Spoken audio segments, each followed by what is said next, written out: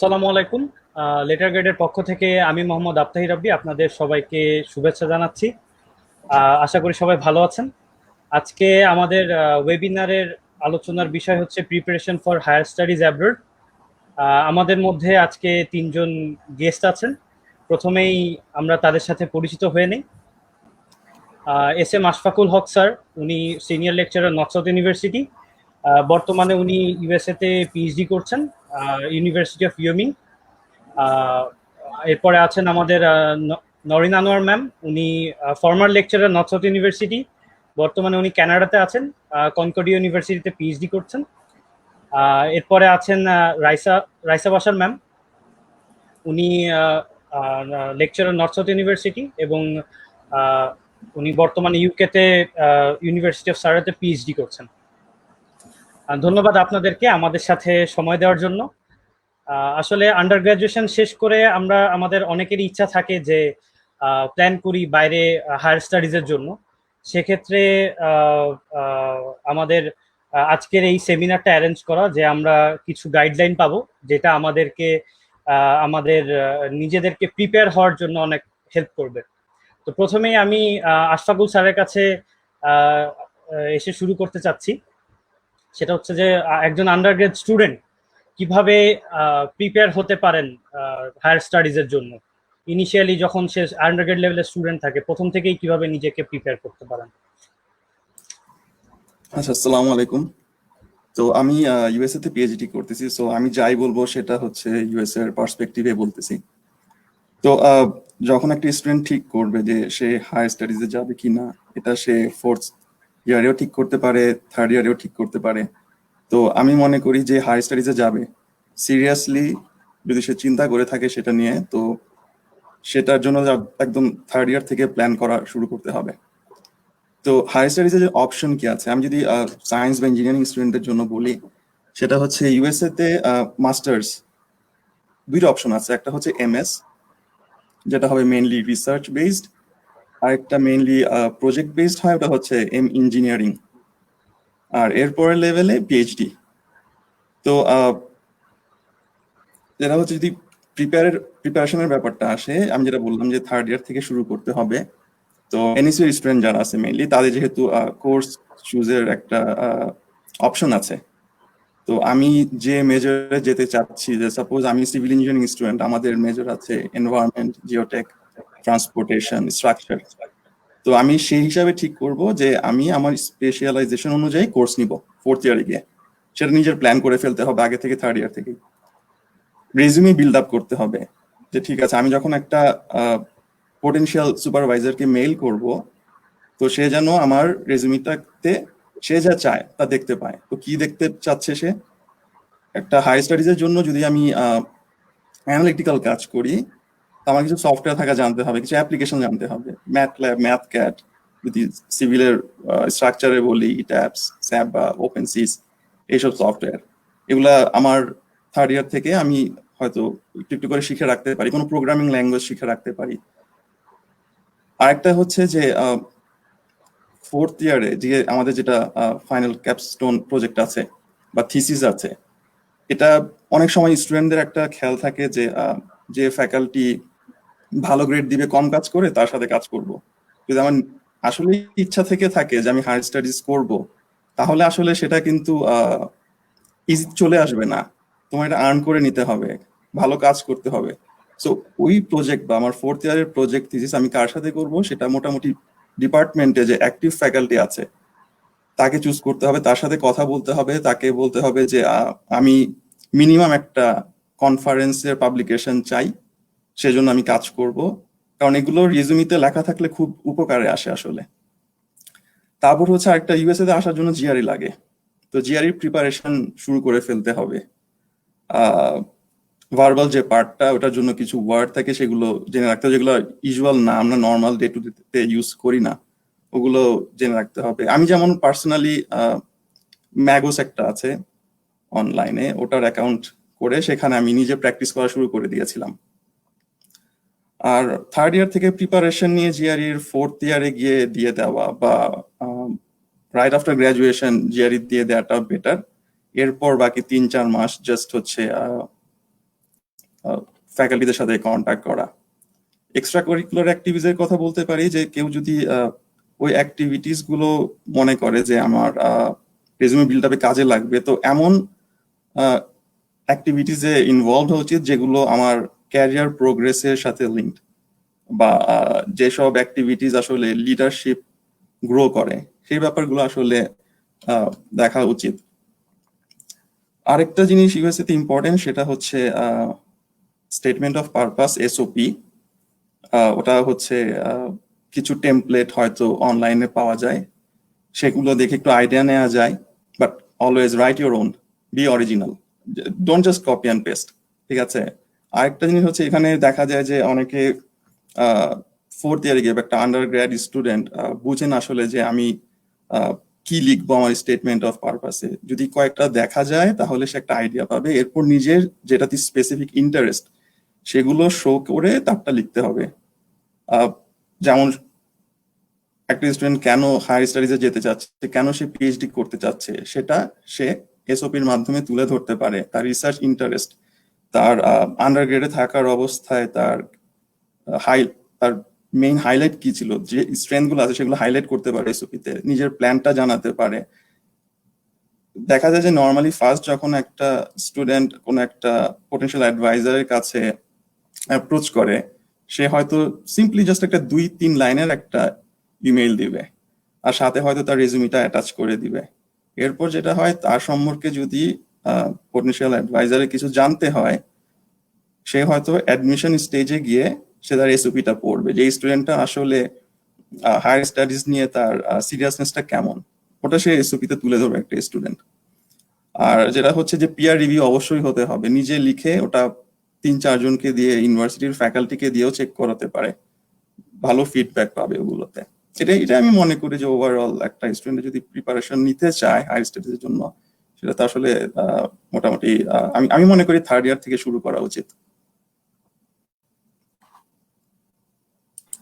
Thank you sir.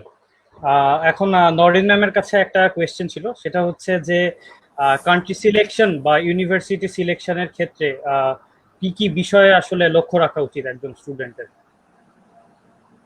আচ্ছা, country selection আর university selection দুটাই base করবে মোস্টলি স্টুডেন্টের নিজের কি এক্সপেকটেশন, নিজে কি কোথায় যেতে চাচ্ছে, নিজের গোলটা কি, সেটার উপর। someone if they don't want to go for GRE, কেউ যদি GRE দিতে না চায়, definitely US is not an option for them. এটা from the very beginning straightforward, because USA তে যেতে হলে তোমাকে definitely you have to go for GRE.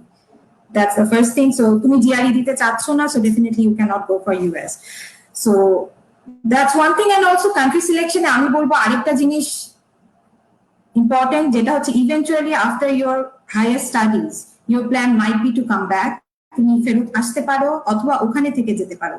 তো সো তোমার যদি প্ল্যান থাকে ওখানে থেকে যাওয়া, যেখানেই তুমি যাবে, সো কোথায় জব অপরচুনিটিস বেশি, because at the end of the day after graduating you will go to the job industry, right?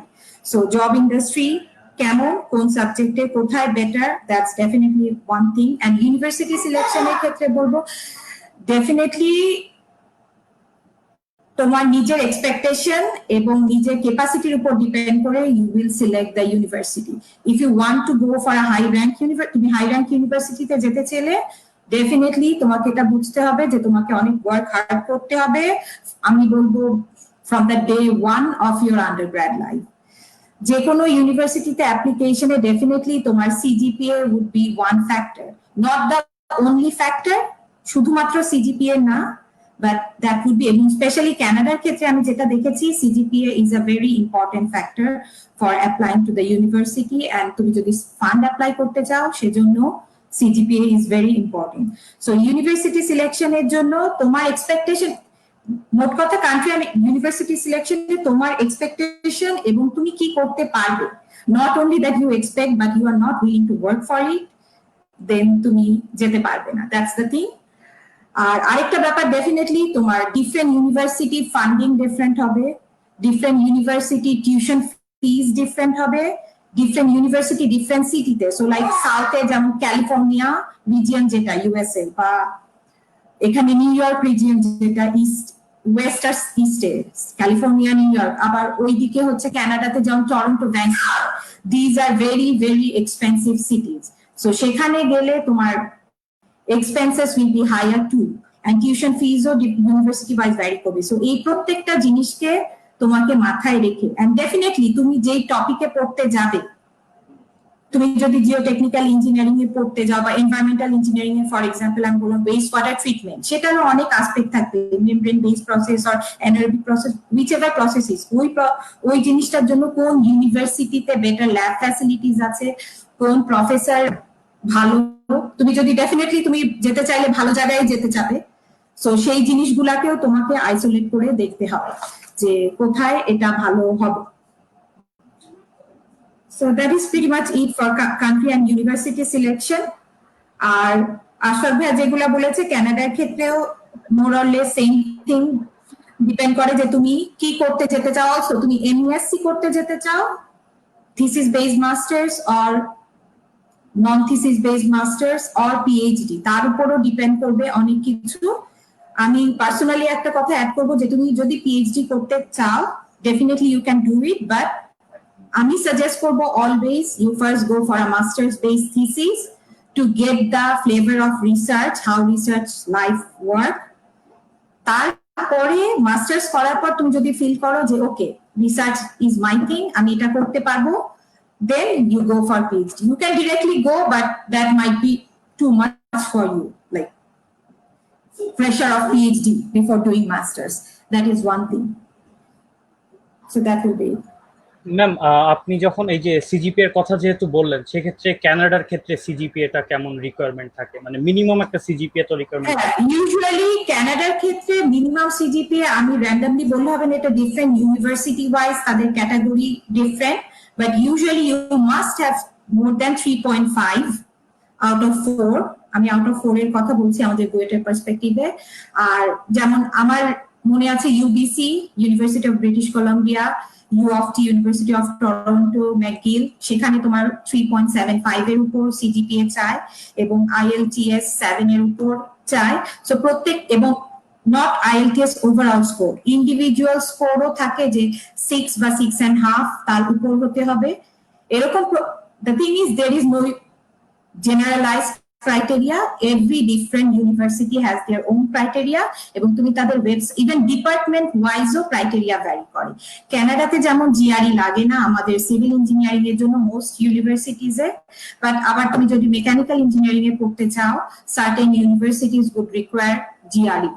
So তোমাকে এই জিনিসগুলা প্রত্যেক ইউনিভার্সিটির ওয়েবসাইটে গিয়ে, তাদের গ্রাজুয়েট প্রোগ্রামে গিয়ে, তাদের প্রত্যেকের ইন্ডিভিজুয়াল ডিপার্টমেন্টে গিয়ে ওখানে একদম ক্লিয়ারলি লেখা থাকে যে অপশন কি কি।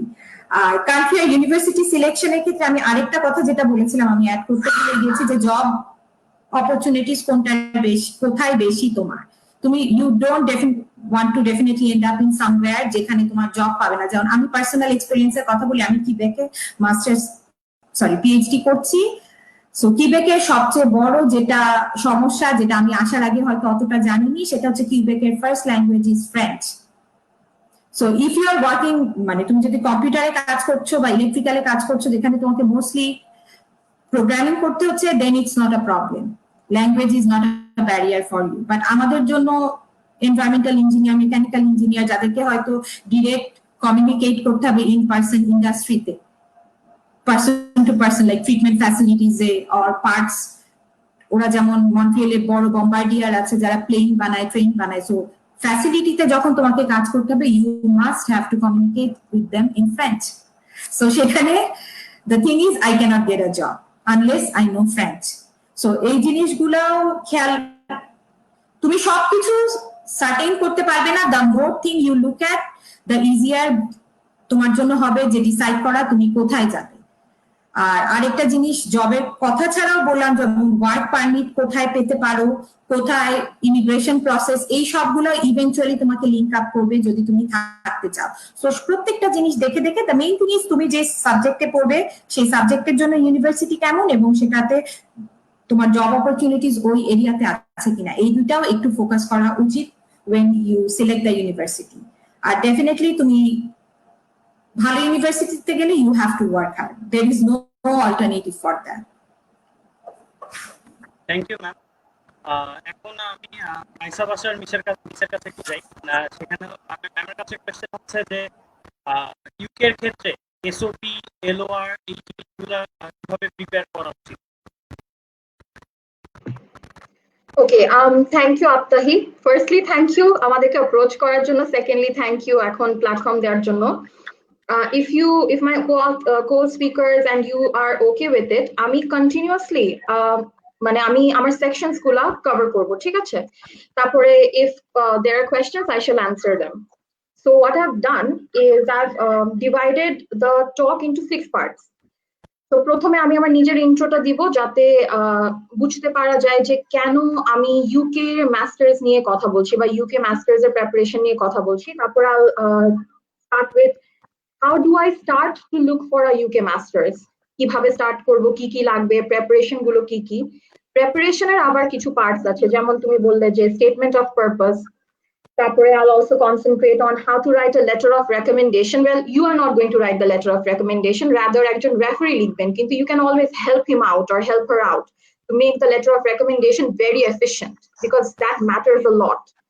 And তারপর I'll concentrate a little bit on the ECS. এই যে আশফাক ভাই বলল যে কিছু এক্সট্রা কারিকুলার থাকা উচিত রেজুমেটাকে আরো বেটার করার জন্য, because that's what people are looking for. What sets you apart? Because দেখো সিজিপিএ অনেকেরই থাকবে হাই, অনেকের 4 out of 4ও দেখেছি, কিন্তু ইসিএস তোমাকে কি ডিফারেন্ট করে এটা খুব বেশি দেখে ইউনিভার্সিটিজ গুলো, স্পেশালি যখন তোমাকে একটা স্কলারশিপ দিবে। তুমি অ্যাডমিশনস কিন্তু অনেক জায়গায় পেয়ে যাবে, অনেকে আমি দেখেছি সিজিপিএ হাই সে কারণে হার্ভার্ডেও পেয়ে গেছে, সে কারণে ইয়েলেও পেয়ে গিয়েছে, ঠিক আছে, ইউকে তে এলএসসি তেও পেয়ে গিয়েছে, বাট স্কলারশিপটা কি পেয়েছো? আমরা একটা ডেভেলপিং কান্ট্রিতে বসবাস করি. I am assuming that 99.99% of the people who apply abroad are also looking for a scholarship. They do not have the money to afford such an expensive degree that UK Masters is. And এটাও বলে রাখি যে একটা UK student যেটা pay করবে for his or her tuition, তোমাকে as an international student তার থেকে ট্রিপল at least পে বেশি করতে হবে. So can you imagine that যে একটা মাস্টার্স এর জন্য তোমার এক বছরে 30 লাখের উপরে লাগতে পারে। আমি 30 লাখ বলছি একটা অ্যাভারেজ, অনেক ইউনিভার্সিটিতে আরো বেশি লাগে, 40 লাখ পর্যন্ত হয়ে যায়। ইট অলসো ডিপেন্ডস অন তুমি তোমার লিভিং কস্ট কিভাবে ম্যানেজ করছো। তো as Aptahi introduced me a little bit earlier, আমি আরেকটু ডিটেইলসে বলি যে আমি রাইসা বাশার, আমি এখন পিএইচডি করছি ইউনিভার্সিটি অফ সারেতে, ফার্স্ট ইয়ারে আমি সেন্টার ফর এনভায়রনমেন্ট এন্ড সাস্টেইনেবিলিটিতে। আমার টপিকটা হচ্ছে related to the cultural valuation of the indigenous people of Bangladesh, forest based communities যারা। এখন এখানে পৌঁছালাম কেমনি, এটা ব্যাকগ্রাউন্ড একটু দেওয়া উচিত। অনেক নর্থ সাউথ ইউনিভার্সিটির students, I think I've seen them join. আমি নিজে নর্থ সাউথ ইউনিভার্সিটির একজন alumnus, economics department and environmental science and management ডিপার্টমেন্টের সমন্বয়ে। আমি senior lecturer on study leave of course, department of environmental science and ম্যানেজমেন্টে। আমার মাস্টার্স হচ্ছে ডারহাম ইউনিভার্সিটি থেকে 2016 কমপ্লিট করি আমি। আর সেখানে আমি স্কলারশিপ পেয়েছিলাম। সেই স্কলারশিপটার ব্যাপারে আমি কিছু পার্টিকুলার জিনিস বলবো। এখন I understand that I have maybe around 10 minutes or 12 minutes or 15 minutes. So সবকিছু বলা possible না. So what I've done is I have added all the materials that I have, or at least I think is very important. এই materials গুলো আমি একটা Google ড্রাইভের ফোল্ডারে রেখেছি। সেই গুগল ড্রাইভের লিংকটা আমি after this session ends share করে দিব কমেন্টসে।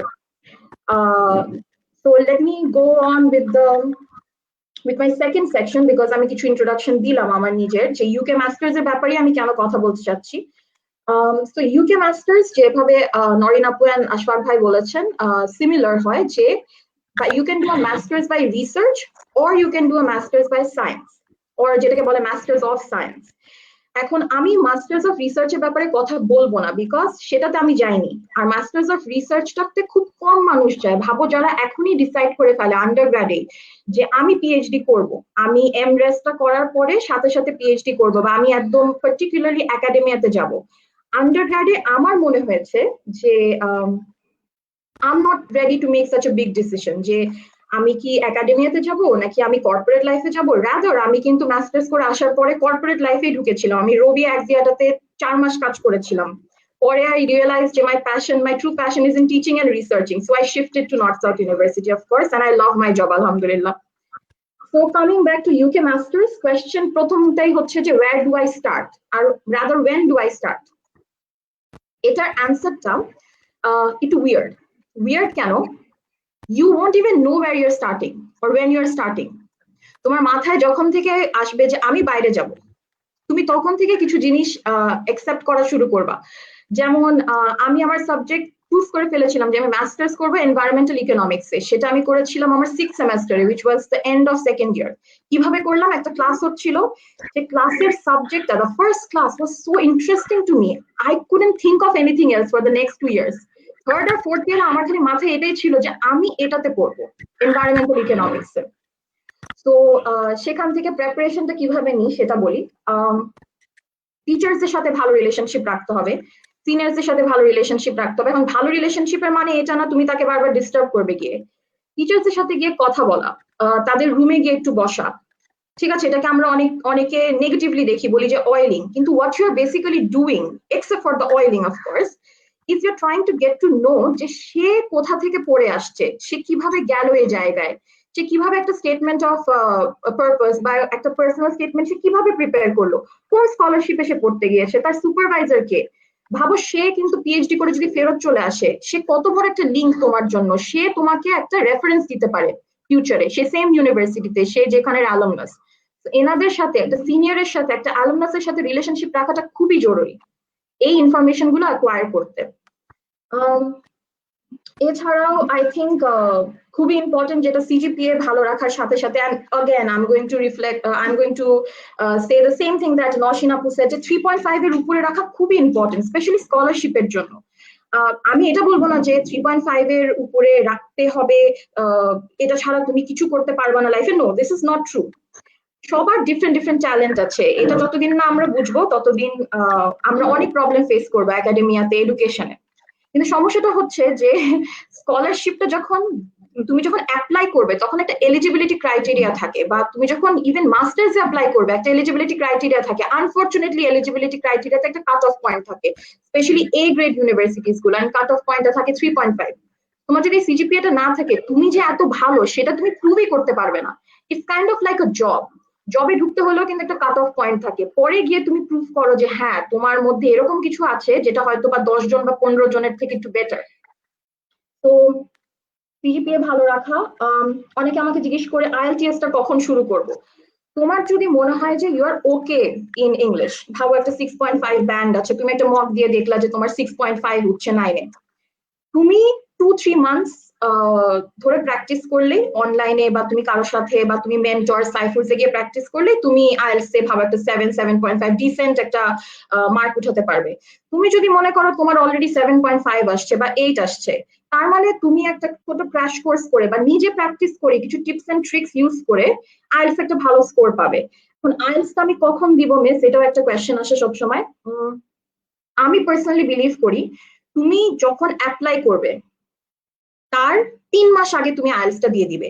এটাতে একটা বড় পার্ট তোমার চলে গেল, তোমার এই টেনশনটা রইলো না মাথায়। আর যেদিন তুমি দিবে তার 1 থেকে 2 মাস আগে তুমি আইএলটিএস এর জন্য প্রিপেয়ার করবে। আরেকটা কোয়েশ্চেন খুব বেশি আসে, সেটা হচ্ছে যে এটার ভ্যালিডিটি কতদিন থাকে। আগে ছিল 1 বছর, ফরচুনেটলি ফর ইউ গাইজ এখন হচ্ছে 2 বছর।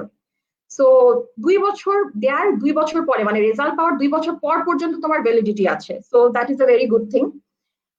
এখন কোয়েশ্চেন আরেকবার আসবে হচ্ছে how to search for the university, short list কিভাবে করব। এখানে ব্যাপারটা হচ্ছে তুমি যখন একটা 4th ইয়ার স্টুডেন্ট, তুমি তো বুঝে গেছো যে তুমি কোন সাবজেক্টটা পছন্দ করো। Always keep that in mind, because পড়ালেখাটা না আসলে কে পড়ালেখা করতে পছন্দ করে, মানে তুমি পিএইচডি হোল্ডারকে জিজ্ঞেস করো, সেও পড়ালেখা করতে পছন্দ করে না। সে কি করতে পছন্দ করে সেটা হচ্ছে তার নিজের যে সাবজেক্টটার প্রতি প্যাশন আছে সেটা পারসিউ করতে বা সেটার ব্যাপারে পড়তে পছন্দ করে।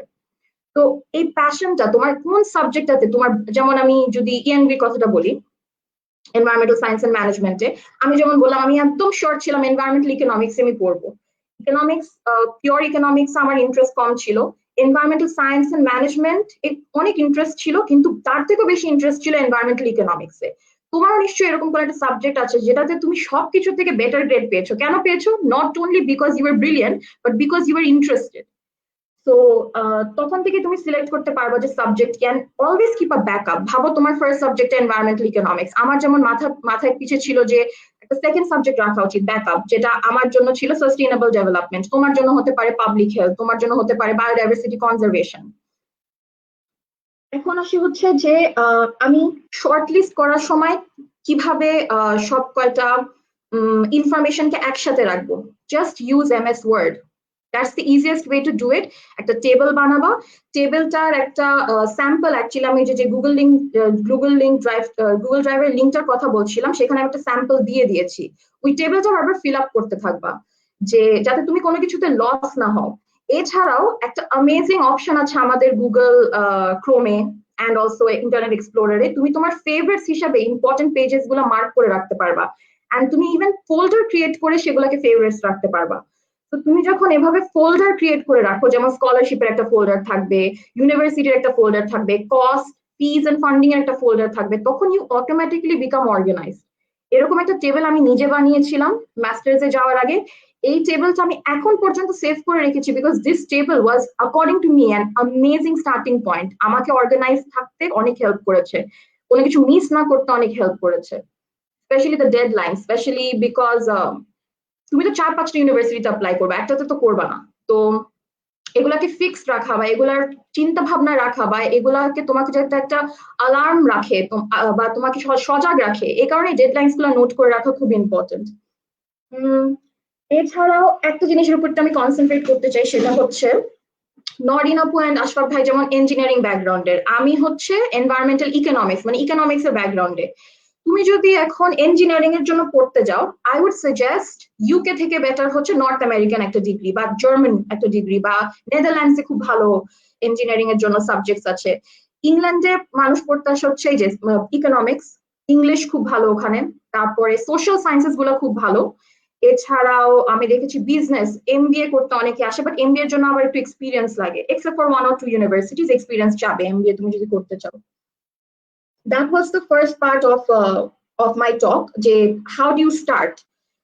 আরো জিনিসপত্র ওই যে গুগল ড্রাইভের লিঙ্কে আমি সুন্দর করে টিপস এন্ড ট্রিক্স হিসাবে দিয়ে দিয়েছি। থার্ড পার্ট হচ্ছে এসওপি। এখন এখানে একটা কোয়েশ্চেন আমি খুব বেশি ফেস করি যে মিস আমার কাছে এসওপি চাচ্ছে, কিন্তু আমি তো বানিয়েছি PS. PS is personal statement, SOP is statement of purpose. এই দুইটার ফাংশন খুবই সিমিলার।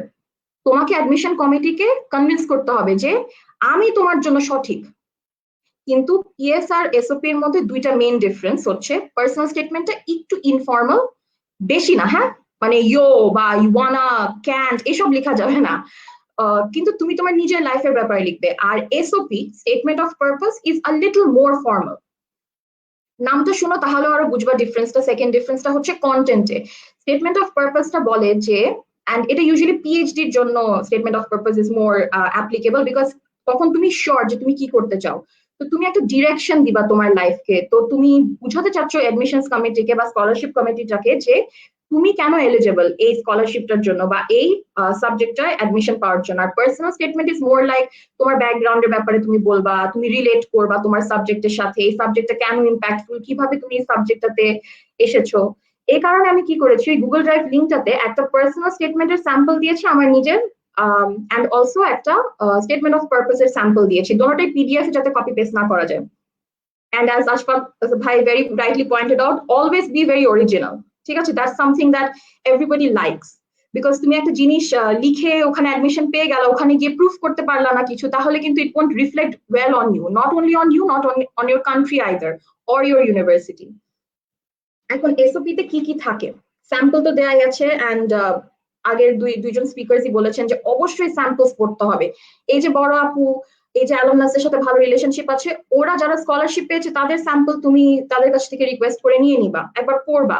অনলাইনে অনেক সুন্দর সুন্দর স্যাম্পলস আছে, সেগুলো একটু পড়বে। যে এ গ্রেড ইউনিভার্সিটি বা স্কলারশিপ যারা পেয়েছে তাদের স্যাম্পলস গুলো পড়লে তোমার মাইন্ডটাও ক্লিয়ার হবে যে কি কি কভার করতে হবে। তো আমি যেগুলো ইউজুয়ালি কভার করি, ও বাই দ্য ওয়ে একটা খুব বড় অ্যাডভান্টেজ হচ্ছে এখন আমি দেখেছি যে স্টেটমেন্ট অফ পারপাসে কোয়েশ্চেনটা দেওয়ার পরে যে write a statement of purpose about yourself, তারপরে 4-5টা পয়েন্ট থাকে that you have to cover to write the thing. এখন প্রবলেমটা হয় হচ্ছে যে একটা খুবই স্ট্রিক্ট ওয়ার্ড লিমিট থাকে, সে ওয়ার্ড লিমিটের মধ্যে তোমাকে থাকতে হবে। অনেক সময় জায়গাও দিয়ে দেয়, তো তুমি ওই ওয়ার্ড লিমিটের উপরে এমনিতে যেতেও পারবা না। আর ওয়ার্ড লিমিটের উপরে গেলে that reflects poorly on you, তার মানে তুমি বুঝায় কম কথায় লিখতে পারো না, বেশি কথা বলো। তো যে জিনিসগুলো ইউজুয়ালি কভার করতে বলে স্টেটমেন্ট অফ পারপাসে, সেটা হচ্ছে একটা ছোট ইন্ট্রো দিতে বলে তোমার ব্যাপারে, খুবই কম কথা ইন্ট্রো দিবা, বিকজ পুরা জিনিসটাতে তুমি বারবার তোমার কথাই কিন্তু বলবা। সো আমি যেমন একটা ইন্ট্রো দিই হচ্ছে মানে আমি এরকম দিই না, আই এম রাইসা বাশার, আমি এখানে পড়েছি, আমি ওখানে পড়েছি, আমি একটা ইনসিডেন্সের কথা বলি উইচ মেড মি রিয়েলাইজ যে আমি পিএইচডি করতে চাই বা আমি মাস্টার্স করতে চাই আর আমি ইংল্যান্ডে যেতে চাই। আমি ছোটবেলা থেকে জানতাম যে আমি যদি বাইরের কান্ট্রি যাই আমি যাবো ইউকে তে, আমি আর কোথাও যাবো না, আমার এই চিন্তাধারা সবসময় ছিল। তো এটা দিয়ে স্টার্ট করে instead of making the introduction very boring, you can make it very impactful. একটা জিনিস মনে রাখতে হবে যে you can't make your PS or SOP very boring. কেন? বিকজ অ্যাডমিশনস অফিসের সাথে আমি কয়েকদিন কাজ করেছিলাম যখন আমি মাস্টার্স এ স্টুডেন্ট অ্যাম্বাসেডর ছিলাম। ওরা বলেছিল যে ওরা 45 সেকেন্ডস এর বেশি 45 সেকেন্ডস অনেক বেশি, প্রথম রাউন্ডে ওরা 30 সেকেন্ডস এর বেশি একটা পিএস নিয়ে পড়ে থাকে না বা একটা স্টেটমেন্ট অফ পারপাস নিয়ে পড়ে থাকে না। সো 30 সেকেন্ডস এর মধ্যে ওরা যদি না ভাবে যে তোমার এসওপিটা ইম্প্যাক্টফুল, ওরা সেটাকে রিজেক্ট করে দিবে, তুমি ফার্স্ট রাউন্ডে বাই। সো এই কারণে have to make it impactful. তারপরে কিছু ইম্পর্টেন্ট পয়েন্টস যেটা অবশ্যই তোমার এসওপিতে থাকতে হবে, সেটা হচ্ছে ওয়াই দিস সাবজেক্ট, যে সাবজেক্টটা তুমি চুজ করেছো কেন সেটা। তো তোমাকে তার জন্য এই সাবজেক্টের ব্যাপারে, তারপরে আরেকটা থাকে হচ্ছে এই কান্ট্রি কেন চুজ করেছো, এই ইউনিভার্সিটি কেন চুজ করেছো, তার জন্য তোমাকে এই সাবজেক্ট, কান্ট্রি, ইউনিভার্সিটি এগুলো সবকিছুর ব্যাপারে আগে থেকে একটু রিসার্চ করতে হবে। তুমি ওয়েব পেজে গেলেই সাবজেক্ট আর ইউনিভার্সিটির ব্যাপারে রিসার্চ করতে পারবা, আর কান্ট্রির ব্যাপারে তুমি গুগল করলেই পারবা। ইউ নো সামথিং দ্যাট, এখন আমি একটু, বিকজ আমি অনেক ফিল্মি, ওকে, সো আমি একটা জিনিস বলি, সেটা হচ্ছে লিগালি ব্লন্ড একটা ফিল্ম আছে, রিস উইদারস্পুন এর অনেক ফেমাস একটা ফিল্ম। সো ওখানে দেখায় যে ও হার্ভার্ড লতে ঢুকে যায়। she's a fashionista, she's a diva, but she's not law material according to many people. কিন্তু সে লতে পড়তে পারে, হার্ভার্ড ইউনিভার্সিটিতে ঢুকতে পারে, যেখানে অনেকে রিজেক্টেড হয়। The reason that she got in was because her resume was completely মানে impactful, মানে খুব ডিফারেন্ট ভাবে impactful ছিল, and she proved herself later on. So এই যে জিনিসটা যে তোমাকে ডিফারেন্ট বানায়, এটা তোমার এসওপি রিফ্লেক্ট করবে, তোমার অ্যান্সার্স গুলো রিফ্লেক্ট করবে। And এই কারণে they don't only want nerds to come to the university, they also want to see যে তুমি কান্ট্রির ব্যাপারে কি ভাবো, তোমার কালচারটা কেমন। সো এই রিফ্লেকশন গুলো যাতে তোমার স্টেটমেন্ট অফ পারপাসে আসে। এছাড়াও খুবই ইম্পর্টেন্ট হচ্ছে এটা বলা থাকে ডিরেক্টলি, অনেক সময় বলা থাকে না, why should you be selected, what makes you different, এটা একটা জব ইন্টারভিউতেও জিজ্ঞেস করে। তো তোমাকে যখন অ্যাডমিশন বা স্কলারশিপ দিবে, এটা তো তোমাকে প্রুফ করতেই হবে যে তুমি সবার থেকে বেটার, তুমি 10টা আরো বাচ্চা থেকে better. That actually I'll cover in the ECA section, extracurricular activities regular section আমি একটু কভার করব। এছাড়াও যদি স্কলারশিপের ব্যাপারে হয়, what makes you eligible for this particular scholarship, আমি যে স্কলারশিপে মাস্টার্সে গিয়েছিলাম, the name of the scholarship was Commonwealth Shared Scholarship। এটার যে অ্যান্সারটা আমি লিখেছিলাম সেটা ওই যে গুগল ড্রাইভের লিংকে আমি দিয়ে দিয়েছি, so you guys can have a look at it. Obviously তোমার অ্যান্সার আমার সাথে ডিফার করবে। এছাড়াও তোমার এক্সপিরিয়েন্সের ব্যাপারে এসওপিতে একটু এক্সপ্রেস করতে হবে যে তোমার রিসার্চ এক্সপিরিয়েন্স আছে বা তোমার ফিল্ড ওয়ার্ক এক্সপিরিয়েন্স আছে, and how is that related to the subject that you are going to pursue। এই জিনিসটা একটা কোহেরেন্স রাখা, একটা ট্রানজিশন রাখা, এই পুরো ওয়ার্ড লিমিটটাকে প্রপার রেখে, এটা খুবই ইম্পর্টেন্ট একটা এসওপিতে। and that actually brings me to a very interesting thing, সেটা হচ্ছে যে you must answer all the question যেটা তোমাকে বলতে বলেছে এসওপিতে, but at the same time এসওপিটা লেখার পরে get it checked for English, যেটা নরিন আপু probably mention করেছেন, just for English, হ্যাঁ, don't try to make somebody else write it for you, that's very wrong। এছাড়াও এটা আমাকে খুব বেশি হেল্প করে, এটা পার্সোনাল টিপ আমার থেকে, read out your SOP to somebody who knows you well। ভাবো তোমার বাল্যকালের একজন ফ্রেন্ড, বিকজ অনেক সময় হয় কি যে তুমি যে জিনিসটা হয়তো বা লেখার সময়, বিকজ তুমি তো খুব সিরিয়াস ভাবে লিখছো, তুমি খুব ইম্পর্টেন্ট একটা জিনিস তোমার লাইফে মিস করে গেলা, তোমার ফ্রেন্ড শুনে বলবে যে দোস্ত তুই তো এরকম একটা জিনিস করেছিলি, তোর কি মনে হয় না যে এই জিনিসটা এখানে মেনশন করা উচিত ছিল, that's what makes you different দোস্ত। তো এই জিনিসটা আমাকে অনেক হেল্প করেছে। আমার ফ্রেন্ড হচ্ছে আমার sister, I always read out something that I want to send off, especially my SOPs, to her, and she has helped me all the time. এখন আমি আসছি হচ্ছে fourth সেকশনে, writing or rather helping your teacher write a letter of recommendation. লিখবেন উনি, কিন্তু উনি তোমাকে চিনে মাত্র 2 বছর বা 3 বছর বা একটা কোর্সে চিনেছেন কিনা, তুমি তোমাকে সবচেয়ে ভালো চিনো। So এই কারণে you have to help him so that he can write a very efficient letter of recommendation for you. So কি কি usually mention করতে হয়, obviously তোমার ওখানে লেখা থাকে যে কি কি মেনশন করবে টিচারটা। সো মেক শিওর যে তোমার লেটার অফ রেকমেন্ডেশনটা ভেগ না হয় বা জেনারেল না হয়। যেমন আমি অনেকে দেখি লিখতে যে the girl is very honest and sensible, she will prove to be an asset to anywhere she goes. This is so cliched. So what makes you different? তোমার রিসার্চ ওয়ার্ক কি তোমার টিচার বা তোমাকে যে রেফারেন্স দিচ্ছে সে জানে, আর এই research ওয়ার্কটা এই পার্টিকুলার মাস্টার্স এর জন্য কেন ইম্পর্টেন্ট, এই কথাগুলো অবশ্যই তোমাকে ওনাকে বলে দিতে হবে। So what you can do is you can prepare a file, write this things down in a point wise manner and send it to him. তুমি কোন কোন কোর্স ওনার সাথে করেছো, তুমি ওই কোর্স গুলাতে কি কি কাজ করেছো, তোমার সিজিপিএ কেমন অবস্থা, তুমি ইউনিভার্সিটির বাইরে কি করো, ক্লাব অ্যাক্টিভিটিস কি করো, তুমি এই পার্টিকুলার স্কলারশিপটার জন্য কেন তুমি অ্যাপ্লাই করছো। অনেক সুন্দর একটা জিনিস হয় লেটার অফ রেকমেন্ডেশনে, যদিও বা অবভিয়াসলি রেফারিজদের এত টাইম থাকে না, কিন্তু যদি তোমার রেফারি স্পেসিফিক্যালি বলে দিতে পারে যে I recommend Raisa Bashar or miss Bashar for this particular program at this particular university, এটাতে ইউনিভার্সিটি কমিটিটা ভাবছে যে দেখো রেফারিটা এত ডেডিকেটেড এই মেয়েটার বা ছেলেটার প্রতি যে সেই ইউনিভার্সিটি এবং সাবজেক্টটার নাম নিয়ে লেটার অফ রেকমেন্ডেশনটা লিখেছে। এটা তোমার রেসপেক্টটা বাড়ায় ওই কমিটির কাছে, তোমার চান্সেস বেড়ে যায় for admission and of course scholarship. Make it sound realistic, খালি সব ভালো বলবা এটা তো না, তাহলে তুমি শিখতে কি যাচ্ছ মাস্টার্সে, এই জিনিসটাও যে what can this student learn from the masters that the university is providing, এই জিনিসটাও যাতে তোমার রেফারি মেনশন করে। Try to keep it into one page.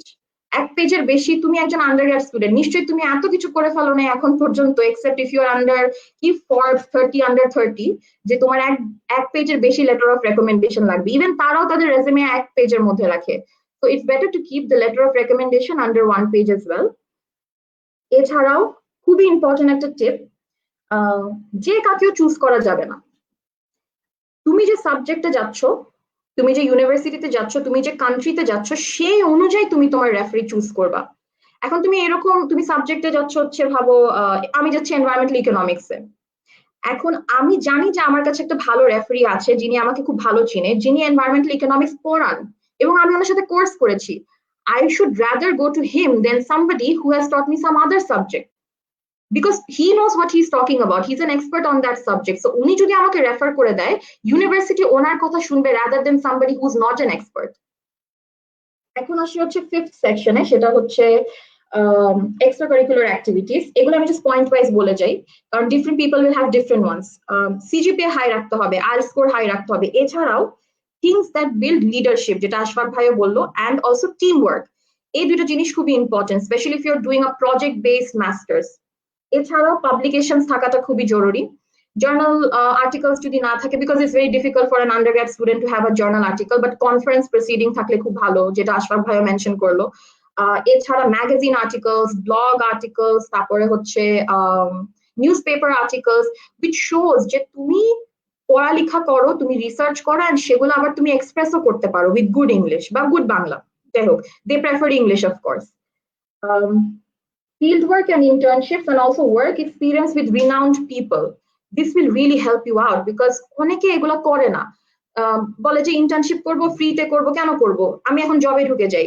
কিন্তু যে রেলেভেন্ট ইন্টার্নশিপটা, সেটা যে তোমাকে মাস্টার্স একটা ফুল স্কলারশিপ পেতে হেল্প করবে, এটা তারা ভুলে যায়। They plan short term, not long term, but masters এর প্রিপারেশনটা কিন্তু একটু লং টার্ম, 1 বছর বা 1.5 বছর ধরে করতে হয়, 2 মাসে করা খুব ডিফিকাল্ট।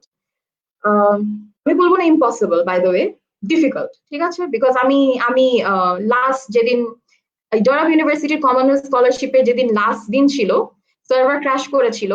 I was lucky যে the server came back and I applied. I do not recommend that, okay? Do it before the application deadline. এছাড়াও কমিউনিটি সার্ভিস ওরা খুব ভালোভাবে, তারপরে club work is very important, builds leadership and also gives you some extracurricular things for your resume. একটা খুব important জিনিস যেটা আশফাক ভাইয়া মেনশন করেছে, ডেভেলপমেন্ট অফ স্কিলস। যেমন SPSS software for my environmental economics বা economics এর জন্য SPSS is very important, Stata, R, Python, তারপরে ম্যাপিং এর জন্য GIS, ArcGIS সফটওয়্যারটা কিভাবে হ্যান্ডেল করতে হয়, ইঞ্জিনিয়ারিং এর জন্য নিশ্চয়ই এরকম কিছু জিনিস আছে। এই স্কিলস গুলো ওরা যখন তোমার রেজুমেতে দেখবে, দিস সেটস ইউ অ্যাপার্ট। এই মেয়েটা বা ছেলেটা খালি পড়ালেখা করে নাই, সে ওর স্কিলসও ডেভেলপ করার চেষ্টা করেছে।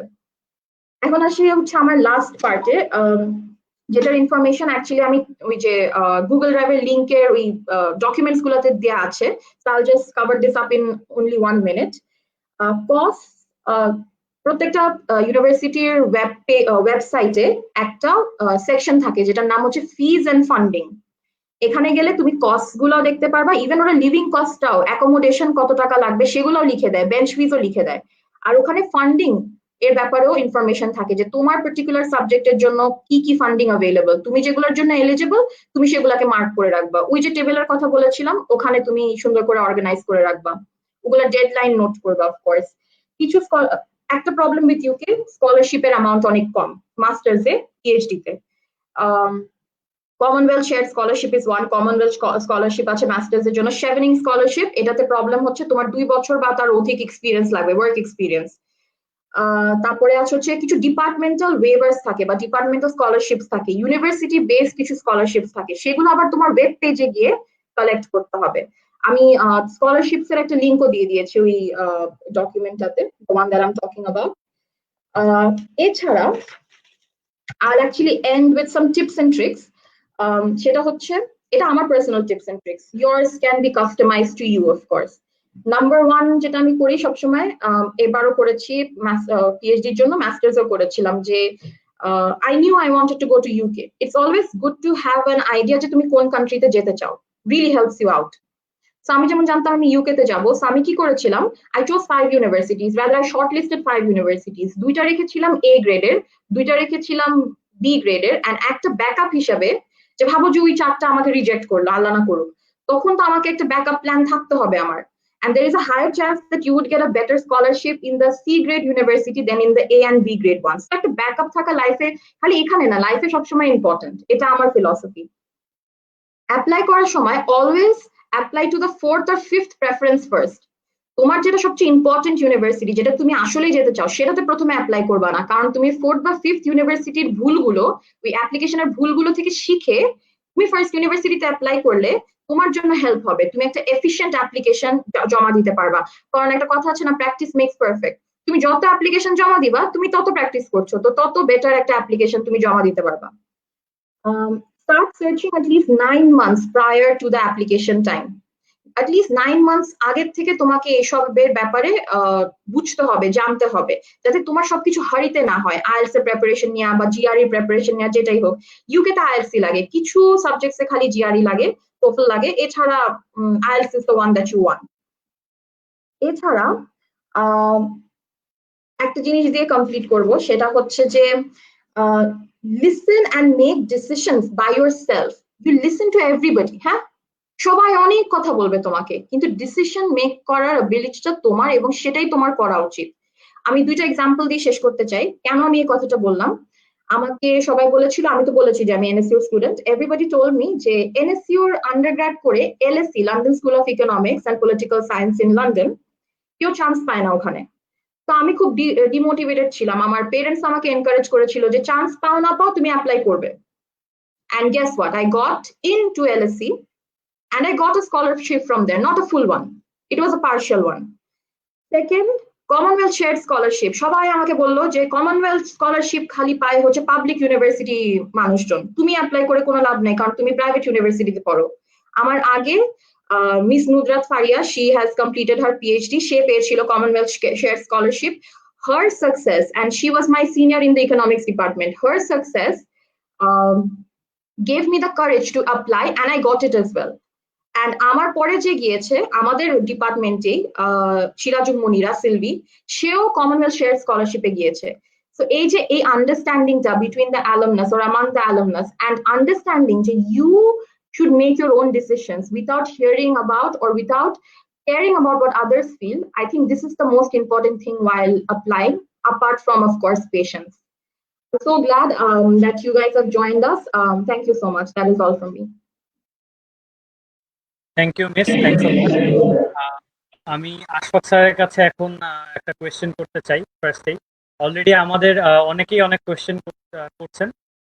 সাফায়াত আরকো একটা কোয়েশ্চেন করেছেন, can we change our programs in masters, for example from triple E to CS?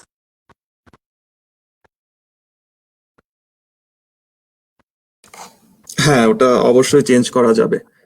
আমি পার্সোনালি এমনও দেখেছি যে আর্কিটেকচার ডিপার্টমেন্ট থেকে ব্যাচেলার্স করে মেকানিক্যাল ইঞ্জিনিয়ারিং এ মাস্টার্স করেছে, ঠিক আছে। আর ট্রিপল ই সিএসসির রিসার্চ ইন্টারেস্ট অনেকগুলোই আছে কমন। তো রিসার্চ ইন্টারেস্ট যদি কমন থাকে সেরকম কোন একটা টপিকে ট্রিপল ই থেকে সিএসসি তে সুইচ করাই যাবে।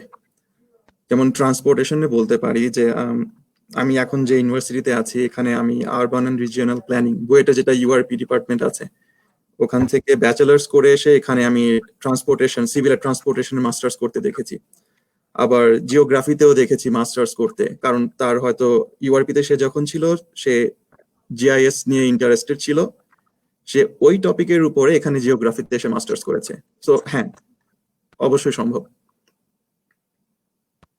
Thank you sir. স্যার আরেকটা কোয়েশ্চেন ছিল, সেটা বেসিক্যালি ম্যাম একটু আগে বললেন যে সিজিপিএ 3.5 লাগে বুয়েটের ক্রাইটেরিয়াতে। সো সেক্ষেত্রে আমাদের মানে পাবলিক আর প্রাইভেটের কিন্তু সিজিপিএ বা গ্রেডিং সিস্টেমটা আলাদা। সেক্ষেত্রে জিনিসটা কিভাবে, লাইক আমাদের নর্থ সাউথের কথা যদি চিন্তা করি, সেক্ষেত্রে নর্থ সাউথের গ্রেডিং সিস্টেমটা কিন্তু আলাদা। এটা কি পার্সেন্টেজের বেসিসে তারা জাস্টিফাই করে কিনা? আচ্ছা, এখানে যেটা হচ্ছে যে তোমাকে প্রতিটা ইউনিভার্সিটি অ্যাডমিশন কমিটি তোমার ট্রান্সক্রিপ্ট দেখবে। ট্রান্সক্রিপ্টে নট নেসেসারি তোমার শুধু সিজিপিএ তারা দেখবে তোমার ক্লাস র্যাঙ্ক। তো আউট অফ 50 স্টুডেন্টস তোমার পজিশন কি ছিল বা আউট অফ 100 স্টুডেন্টস তোমার পজিশন কি ছিল সেটা তারা দেখবে, তারা র্যাঙ্ক দেখবে। তারা দেখবে যে 100টা স্টুডেন্টের মধ্যে তার পজিশন 8। এখন এটা তোমার সিজিপিএ যদি তোমাদের কোন একটা ইউনিভার্সিটিতে হয়তো সিজিপিএ ম্যাক্সিমামই হচ্ছে 3.5 আসে, যে ফার্স্ট স্টুডেন্ট সে পেয়েছে 3.5, কিন্তু তার র্যাঙ্ক দেখবে সে হচ্ছে ফার্স্ট, ঠিক আছে। আবার কোন একটা জায়গায় হয়তো সিজিপিএ 3.5 প্লাস তোলা খুবই সহজ, সেখানে দেখা যাবে 3.75 তার র্যাঙ্ক হচ্ছে হয়তো 12th or 13th। সো ওই জিনিসগুলো আসে। সিজিপি নিয়ে আরেকটা বলি যে কানাডা বা ইউকে তে যেটা হচ্ছে যে যেহেতু ওরা জিআরই হয়তো অনেক জায়গায় নাই, সো ওরা হচ্ছে মেইনলি তাদের স্কলারশিপ অ্যাডমিশন এগুলো ক্রাইটেরিয়া তোমাকে চুজ করবে তারা সিজিপি এর বেসিসে। ইউএসএ তে একটা সুবিধা হচ্ছে যে তোমার সিজিপি এর সাথে সাথে তারা জিআরইটাও দেখবে। তো এখন যেটা হচ্ছে যে তোমার সিজিপিএ যদি কম থেকে যায়, ইউএসএ তে অ্যাপ্লাই করতে হলে মোস্ট অফ দ্য কেসেস তুমি হচ্ছে 3+ যদি থাকে তুমি অ্যাপ্লাই করতে পারো। তো এত রিজিড না 3.5 প্লাসই থাকতে হবে, তোমার 3+ থাকলে তুমি অ্যাপ্লাই করতে পারো। এরপরে তারা হচ্ছে যে দেখবে যে তোমার রেজিউমিতে আর কি কি আছে। ঠিক আছে, তোমার সিজিপিএ খারাপ হয়ে যেতেই পারে, তুমি হয়তো মোটিভেটেড ছিলে না, তোমার 4 বছরের ফার্স্ট 2 ইয়ার তুমি, এরপরে তুমি দেখাবা হচ্ছে তোমার জিআরই স্কোরটা। এই জন্য ইউএসএ তে যাদের সিজিপি একটু কম থাকে তাদের ইউএসএ তে একটা সুবিধা আছে যে জিআরই তে ভালো একটা স্কোর করে তারা সেটা দেখাতে পারে। আরেকটা হচ্ছে যেটা আগেই বলেছি, পাবলিকেশন। জার্নাল তো পসিবল না, একটা 1 ইয়ার থিসিস বা 9 মান্থের একটা ক্যাপস্টোন প্রজেক্টে তো আর পসিবল না, বাট কনফারেন্স প্রেজেন্ট কিন্তু পসিবল। তো ওগুলো দিয়ে তুমি তোমার রিজুমিটাকে তুমি রিচ করতে পারো। Thank you sir. স্যার আমাদের মাঝখানে আরো একটা কোয়েশ্চেন আছে, Sakib Sadman, can you give some helpful suggestion for that student who have low CGPA for approach study? আচ্ছা, যেটা তো বললামই যে তোমার যদি সিজিপিএ কম থাকে তোমার হচ্ছে এখানে একটা ম্যাট্রিক্স, ঠিক আছে, অনেকগুলো ম্যাটেরিয়াল এখানে কাজ করবে। তোমার সিজিপিএ আছে, তুমি তোমার যেদিকে তুমি যে তোমার রিসার্চ ইন্টারেস্টের দিকে তুমি অ্যাপ্রোচ করতে চাচ্ছ সেই related software apps programming language তোমার জানা থাকতে সেটা তোমার অ্যাডেড অ্যাডভান্টেজ হবে। তোমার যেহেতু সিজিপিএ নাই তুমি অন্যগুলোকে হাইলাইট করো। তুমি তোমার অন্য যে জিআরই যদি তোমার স্কোর ভালো থাকে তুমি সেটাকে হাইলাইট করো। তো এমনও হতে পারে যে তুমি ফার্স্ট 2 ইয়ার যেহেতু নর্থ সাউথে তো জিডি কোর্স করা হচ্ছে তুমি সেগুলোতে ইন্টারেস্টেড ছিল না, যদি এমন ব্যাপার হয়ে থাকে যে না, যেহেতু তুমি হায়ার স্টাডিজে যেতে চাচ্ছ ফোর্থ ইয়ারে গিয়ে, অবভিয়াসলি তার মানে তুমি ফোর্থ ইয়ারটা তুমি এনজয় করেছো। আর যদি এনজয় করে থাকো তোমার কিছু কোর্সে ভালো গ্রেড হয়তো আছে, তো তুমি তো ওটা হাইলাইট করতে পারো যে যখন তুমি মেইল করবে কোনো একটা ফ্যাকাল্টি মেম্বারকে, তখন তুমি বলতে পারো যে ফার্স্ট এসওপি তেও তুমি সেটা মেনশন করতে পারো যে ফার্স্ট 2 ইয়ার আমি মোটিভেটেড ছিলাম না, তুমি রিজন তোমার সিজিপিএ কেন লো হয়েছে সেটা এক্সপ্লেইন করতে পারো। বাট আমি স্ট্রাকচারে বা আমি ট্রান্সপোর্টেশন বা মনে কোনো একটা মেজরে আমি ইন্টারেস্টেড, তুমি দেখো যে আমার সিজিপিএ এই কয়টা কোর্সে হায়ার আছে, তো ওইগুলো তুমি দেখাতে পারো। এখন যদি এমন হয় যে না তোমার সবকিছুতেই তোমার লো সিজিপিএ, এখন সেটা তো আর চেঞ্জ করা পসিবল না, তো তুমি এরপরে যেটা তুমি তোমার তাহলে জিআরই তে তুমি ভালো একটা ফাইট দাও, তুমি তোমার জিআরই স্কোরটাকে ভালো করার চেষ্টা করো। বা যদি পসিবল হয় তুমি যদি গ্রাজুয়েশন করে ফেলার পরেও তুমি যার সাথে তুমি ক্যাপস্টোন প্রজেক্ট বা থিসিস করেছো তার সাথে তুমি লিংক থাকতে পারো, তুমি বলতে পারো যে আমি কিছু রিসার্চ প্রজেক্টে কাজ করতে পারি, পেইড আনপেইড যেটাই হোক, সামহাউ তুমি একটা দুইটা পাবলিকেশন ফ্যাকাল্টির সাথে বের করো, কনফারেন্সে পেপার পাবলিশ করাতে পারো। দেন ওগুলো তোমার হচ্ছে যেহেতু তোমার সিজিপিএ কম, তুমি সেগুলোকে হাইলাইট করে তুমি অ্যাডমিশন ইভেন তুমি আরএ পেতে পারো। আরেকটা জিনিস হচ্ছে যে ইউএসএ তে স্কলারশিপ যেটা সেটা আসলে আসে দুই ফর্মে, টিএ আর এ। অ্যাডমিশন পাওয়ার পর এখানে স্কলারশিপ পাওয়াটা খুবই টাফ আর কি, খুবই টাফ বলবো বাট টাফ আমাদের জন্য। তো আমরা দুইটা জায়গায় যেতে পারি, টিএ আর আরএ। টিএ হচ্ছে টিচিং অ্যাসিস্ট্যান্ট, যেটা নর্মালি ডিপার্টমেন্ট থেকে প্রোভাইড করে। আরেকটা হচ্ছে রিসার্চ অ্যাসিস্ট্যান্ট, তুমি যাকে মেইল করবে বা যে তোমার পটেনশিয়াল অ্যাডভাইজার হবে তার কিছু প্রজেক্ট থাকে, ইন্ডাস্ট্রি বেসড কিছু প্রজেক্ট থাকে, সেই প্রজেক্টে কাজ করার জন্য তার লোক লাগে। তো এখন তুমি যখন ফ্যাকাল্টিকে মেইল করবা, সে যখন দেখবে যে তার প্রজেক্টের রিকোয়ারমেন্টের সাথে তোমার প্রোফাইল ম্যাচ করে, সে তখন তোমাকে নিতে পারে, যদিও তোমার সিজিপিএ কম হতে পারে, বাট প্রজেক্ট যেটা চায় তোমার প্রোফাইলের সাথে সেটা ম্যাচ করে, সো তুমি হয়তো সেই সুযোগটা পেয়ে যেতে পারো। ঠিক আছে, থ্যাংক ইউ স্যার। আর যেহেতু আপনি রিসার্চ অ্যাসিস্ট্যান্টের কথা বললেন, সেক্ষেত্রে একটা কোয়েশ্চেন ছিল, যেটা হচ্ছে যে রিসার্চার মানে যার সাথে কন্ট্যাক্ট করবো, যার আন্ডারে রিসার্চ করা হবে, রিসার্চ অ্যাসিস্ট্যান্ট যার যার কাছে হওয়া হবে, ওনার সাথে কন্ট্যাক্টটা কিভাবে করা পসিবল, কিভাবে কন্ট্যাক্ট করা যায় একটা স্টুডেন্টের? আচ্ছা, যেটা হচ্ছে যে তুমি এটা হচ্ছে আসলে তুমি যখন ইউনিভার্সিটি চুজ করবা তোমার 4th ইয়ার বা তুমি গ্রাজুয়েশন করে ফেলার পরে, তো ফার্স্টেই তো হচ্ছে তুমি যাকে মেইল করবা ডু সাম রিসার্চ, ওই ফ্যাকাল্টি মেম্বারের উপর সাম রিসার্চ করো। সেটা কিভাবে করবা, ইউনিভার্সিটি ওয়েবসাইটে যাও, তার নিজের পার্সোনাল ওয়েবসাইট থাকতে পারে, সেখানে দেখবা যে তার কারেন্ট প্রজেক্টগুলো কি কি আছে। এখন ইউনিভার্সিটি ওয়েবসাইটে যদি দেখো যে তার কারেন্ট প্রজেক্ট কি কি আছে সেগুলো দেওয়া নাই, তাহলে যেটা করতে পারো রিসার্চ গেটে তাকে সার্চ করো, গুগল স্কলারে তাকে সার্চ করো, যে দেখো তার রিসেন্ট পাবলিকেশন গুলো কি, সে কি নিয়ে কাজ করে। সোজা কথা সেটাই হচ্ছে তোমার তখন রিসার্চ ইন্টারেস্ট হয়ে যাবে। যদি তুমি জাস্ট চলে আসতে চাও বাইরে হায়ার স্টাডিজের জন্য, সে যা নিয়ে কাজ করেছে সেটাই তোমার এখন রিসার্চ ইন্টারেস্ট। তার কিছু পেপার পড়ো, ঠিক আছে, তার পেপার গুলো পড়ে দেন তাকে মেইল করো, তাহলে সেটা তোমার জন্য ইজি হবে তাকে পারসু করা। আরেকটা জিনিস হচ্ছে কন্ট্যাক্ট যখন করবা কোন একটা ফ্যাকাল্টি মেম্বারকে, তখন অলওয়েজ সেই ইমেইলটাকে খুবই শর্ট রাখবা। সেই ইমেইলটা জাস্ট 3-4 লাইনে যে আমার সিজিপি আমি এইখান থেকে আমি তোমার সাথে কাজ করতে চাই, এরকম কিছু। অলওয়েজ শেষ করবা যে তুমি ডিটেইলে দেখার জন্য আমার রিজুমিটা অ্যাটাচ করে দিলাম, আর তুমি তার সাথে পার্সোনালি একটা স্কাইপে ইন্টারভিউ চাও। এটা হচ্ছে মেইন। তুমি একটা মেইলে তাকে কখনোই তোমার ইন্টারেস্ট শো করতে পারবা না, যেটা তুমি তোমার স্কাইপ ইন্টারভিউতে সেটা 5-10 মিনিটের হলেও শো করতে পারবা। সো অলওয়েজ এটা হচ্ছে একটা জিনিস যে তুমি সবসময় মেইলের শেষে তাকে যেভাবে হোক একটা পার্সোনাল স্কাইপ ইন্টারভিউতে, ফেস টু ফেস একটা ইন্টারভিউতে তাকে যেন নিয়ে আসতে পারো, সেটা ট্রাই করবা। Thank you sir. নরিন মিসের কাছে এবার একটা কোয়েশ্চেন আসছে, যেটা হচ্ছে যে কানাডা যেতে ব্যাংক ব্যালেন্স কত লাগবে, এন্ড এটা কি অবভিয়াস ব্যাংক ব্যালেন্স থাকা? কোয়েশ্চেন করেছে নীলিমা।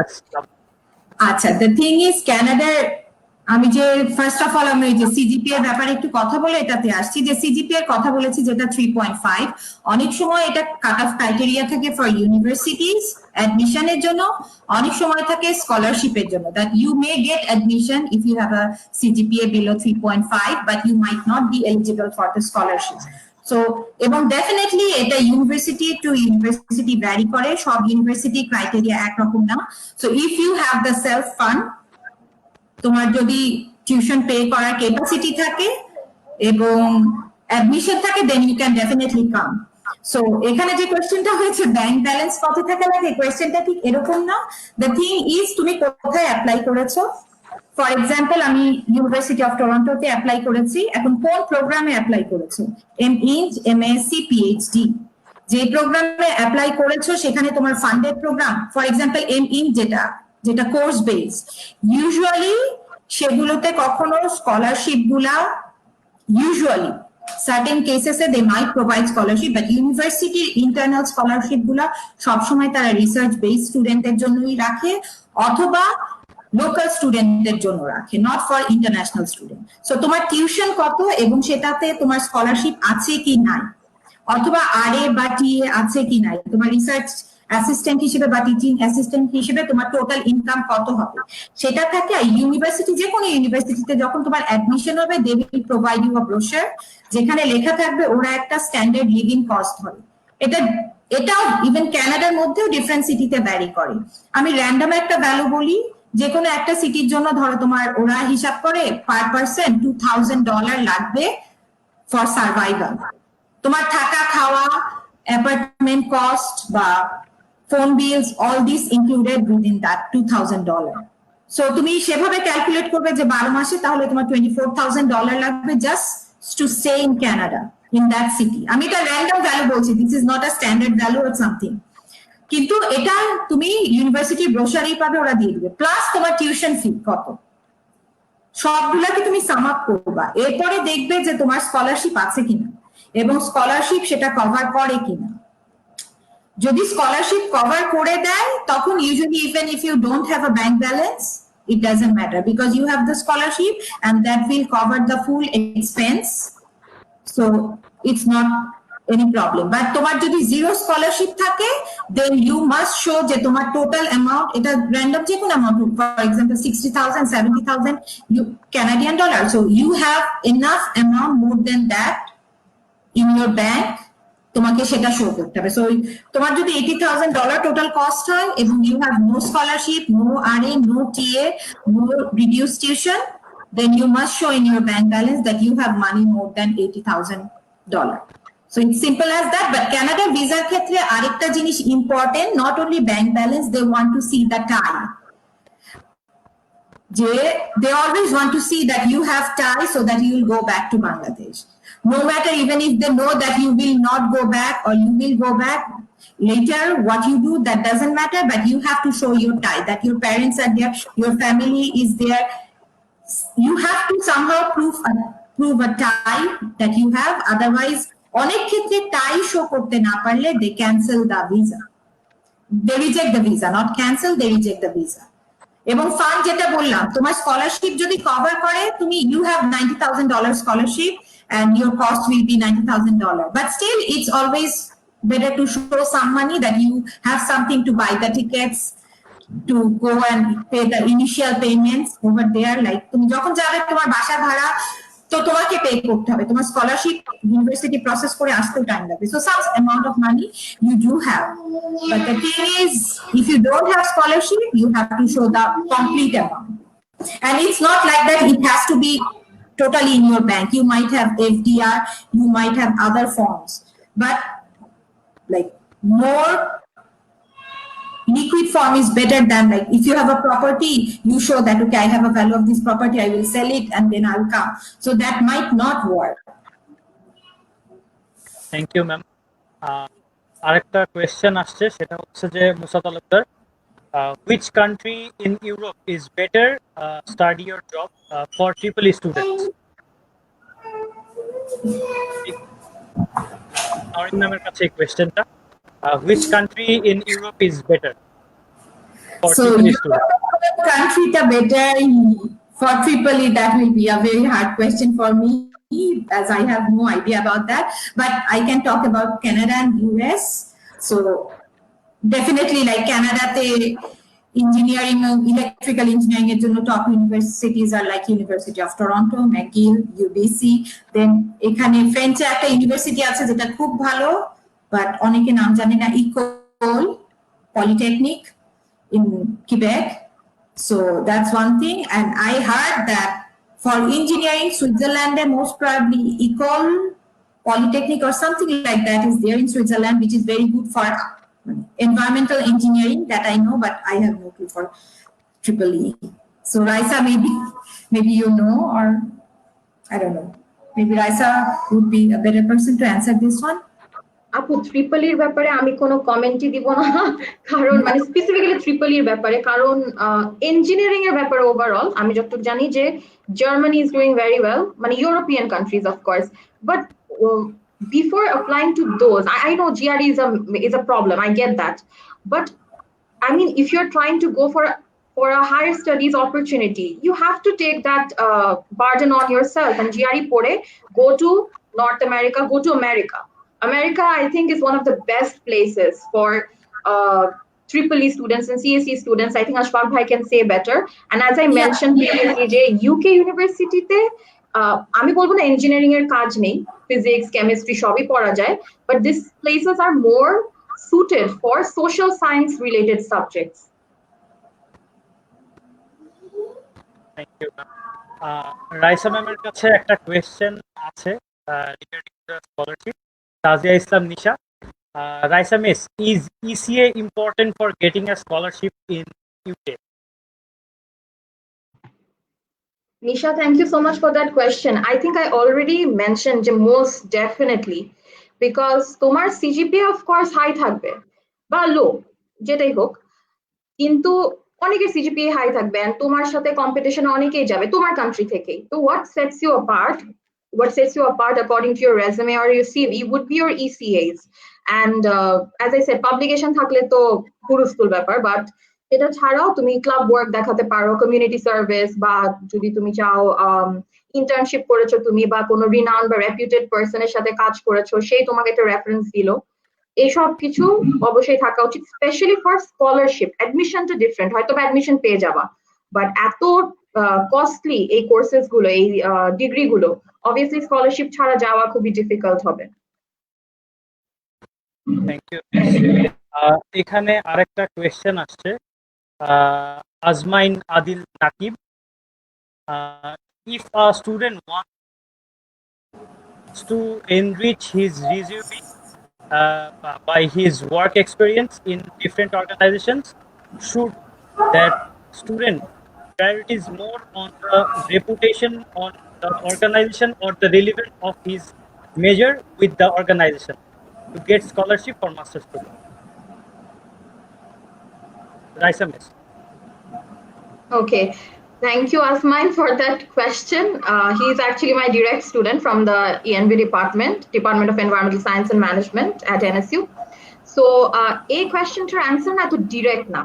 এখন তোমার ইন্টার্নশিপটা যদি তোমার ভাবো তুমি পাবলিক হেলথে পড়তে যেতে চাও, তুমি কিছু রেলেভেন্ট কাজ করেছো ইনসে এডিবি বা ইউএন, তোমার ইন্টার্নশিপটা ইউএন এ ছিল, বা এরকম একজন রিনাউন্ড মানুষের সাথে ছিল, ভাবো তুমি ফরেস্ট্রি নিয়ে কাজ করবে না তোমার মাস্টার্সে, কিন্তু তুমি ফরেস্ট একজন এক্সপার্ট, বাংলাদেশের সবচেয়ে টপ ফরেস্ট এক্সপার্টের সাথে কাজ করেছো, that is obviously going to be a very rich thing for your resume.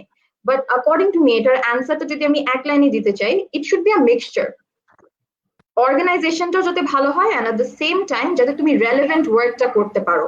আর যদি তুমি ভাবো 5টা জব ডেসক্রিপশন ছিল, তোমার জব ডেসক্রিপশনের আন্ডারে 5টা পার্ট ছিল, তুমি যখন তোমার সিভিটা পাবলিক হেলথের কোনো সাবজেক্টের জন্য দিবা, বা তোমার রেজুমেটা পাবলিক হেলথের সাবজেক্টের জন্য দিবা, ওই 5টার মধ্যে পাবলিক হেলথের সাথে যেটা রিলেটেড তুমি সেই জব ডেসক্রিপশনটাকে হাইলাইট করে দিবা। যখন তুমি বায়োডাইভার্সিটি কনজারভেশনের সাবজেক্টের জন্য দিবা, সেই জিনিসগুলো সিভিতে হাইলাইটেড বেশি থাকবে। You have to strategize and play and mix it up. তাহলে স্কলারশিপটা পাওয়ার চান্সেস বেটার থাকে, I think. Thank you. Thank you miss. আমি আশফাক স্যারের কাছে আবার একটু ব্যাক করতে চাচ্ছি। সো আমাদের আরেকটা কোয়েশ্চেন আসছে Rakibul Hasan Deepak, if someone wish to settle in Canada or USA, if he goes with a full fund scholarship, is there any issue for that? I heard that scholarship has a limit, has a time limitation, so he or she is bound to return. Can you clear that? আচ্ছা, স্কলারশিপটা যদি মানে বাংলাদেশের গভর্নমেন্টের কোন scholarship হয়ে থাকে এবং যেটার ক্রাইটেরিয়াতে এমনই আছে যে 2 বছর একটা স্কলারশিপ এবং এটার পরে ডিগ্রি কমপ্লিট করে ব্যাক করতে হবে, তা তো অবভিয়াসলি বেশি ব্যাক করতে হবে। বাট মোরালেস ইউনিভার্সিটি থেকে যেসব স্কলারশিপ প্রোভাইড করে ওই স্কলারশিপ গুলোতে কখনো এরকম কোনো ক্রাইটেরিয়া থাকে না যে তুমি তোমার ডিগ্রি কমপ্লিট করে দেশে ব্যাক করবা। আমি বরং অ্যাড করব যে it will help you, like Canada থেকে তুমি যদি স্কলারশিপ নিয়ে পড়ো এবং পাস করার পর তুমি ওয়ার্ক পারমিট অটোমেটিক্যালি পাবে, এবং এখানে পড়ার জন্য তুমি কিছু পয়েন্টস পাবে যার বেসিসে তুমি এখানকার ইমিগ্রেশনে অ্যাপ্লাই করতে পারবে। So it's rather the opposite, it's a good thing. স্কলারশিপটা time bound in a sense যে এটা তুমি যতদিন পড়াশোনা করবে তোমার ওটাকে ফিনান্সিয়াল সাপোর্ট করার জন্য, that's time bound, but it has nothing to do with staying here. But one thing, US used to have some scholarship, they may still have it in social science, like Fulbright scholarship. I know this personally because my husband got it, so that has a home residency clause. So if you get the Fulbright scholarship from US and study at US, you must go back to your country of residence, তোমার home country te, and must serve there for at least 2 years. Otherwise, you can never get a job back at US. So protect country, as far as I know, there are specific things like that. Like I know in Australia, they have the some Australia scholarship. Awards. Lots of my friends went there with this scholarship. They did their masters, but they had a home residency clause, so you have to come back. And now Bangladeshi government also have some scholarship for which you have to go back. So you have Right, to I make would sure actually like to add that এই যে আপু যে স্কলারশিপটা কথা বলছে prime ministers fellowship, ওখানে একটা ক্লজই থাকবে যে তোমাকে ফেরত আসতে হবে, 1 বছর কাজ করতে হবে, কারণ এগুলো হচ্ছে ডেভেলপমেন্টাল স্কলারশিপের আন্ডারে পড়ে। তুমি ডেভেলপমেন্ট তো আর ডেভেলপ কান্ট্রিতে করবে না, তোমাকে ফেরত এসে তোমার নিজের কান্ট্রিতে করতে হবে। So this you clause learn makes from sense there. and you apply it here. And it Apply makes it here. sense. The That's same applies for Commonwealth Shared Scholarship clause থাকে যে তোমাকে ফেরত আসতে হবে। Same for Australia Awards. এই developmental scholarship গুলোতে ক্লজই থাকবে, but departmental and university based যে স্কলারশিপস গুলো থাকে এগুলোতে ওগুলোতে থাকে না। এগুলোতে কোনো ক্লাস থাকে না। Right right. আচ্ছা ma'am, thank you very much both of you. এখন আমাদের কাছে আরেকটা কোয়েশ্চেন আসছে মুশফিক পলক, এটা হচ্ছে combined question. How much opportunity a student of linguistics has for getting scholarship in UK, USA আর ক্যানাডা? তো এটা আমি ফার্স্টে আশফাক স্যারকে দিয়ে শুরু করি, তো যেটা 3 জায়গা থেকে কোয়েশ্চেন করা হয়েছে। আচ্ছা, সরি, এটাতে আসলে আমার আইডিয়া নাই, যেহেতু আমার মেজর এটা না, বা আমার পরিচিত এমন কেউ নাই যে এই মেজর নিয়ে পড়াশোনা করেছে। সো সরি, এটাতে আমি হয়তো তেমন ইনপুট দিতে পারবো না। বাট আমি যেটা বলে যে আরেকটা হচ্ছে যে ইউনিভার্সিটি গুলো গুগল করে যদি ডিপার্টমেন্ট অফ এডুকেশন বা রিলেটেড কোনো ডিপার্টমেন্ট থাকে, তো সেখানে গ্রাজুয়েট কোঅর্ডিনেটরকে মেইল করা যায়, তারা খুবই হেল্পফুল, এটা আমি বলতে পারি। তারা যতটুকু ইনফরমেশন পসিবল তারা দিবে স্টুডেন্টকে। জাস্ট একটু গুগল করে গ্রাজুয়েট কোঅর্ডিনেটরকে মেইল করে জানাতে হবে যে আমার মেজর এটা। তারা যদি ম্যাচ করে বাট সেম ডিপার্টমেন্ট বা সেম মেজর না, তারা হয়তো সাজেস্ট করতে পারবে। যেমন আমি চিনি আমার আমাদের এখানে এক স্টুডেন্ট আছে, ও বাংলাদেশে থাকতে ল নিয়ে পড়েছে, এখানে সে পড়তেছে ক্রিমিনাল জাস্টিস নিয়ে। সো সে ডিপার্টমেন্টে গেছে, সে সেখানে অ্যাপ্রোচ করে বলেছে যে আমার এরকম আন্ডারগ্রেড এরকম মেজর, তো আমি সিমিলার। তো তখনই তারা হয়তো তাকে জানাতে পারে যে আচ্ছা ঠিক আছে, সিমিলার টপিক আমাদের ডিপার্টমেন্ট আমাদের ইউনিভার্সিটিতে এরকম আছে, তুমি এটা নিয়ে পড়তে পারো। Thank you sir, thank you very much. Raisa মিসের কাছে একটা কোয়েশ্চেন আসছে, Anaya Ali, which country is good if she or he wants to do masters in economics or development studies?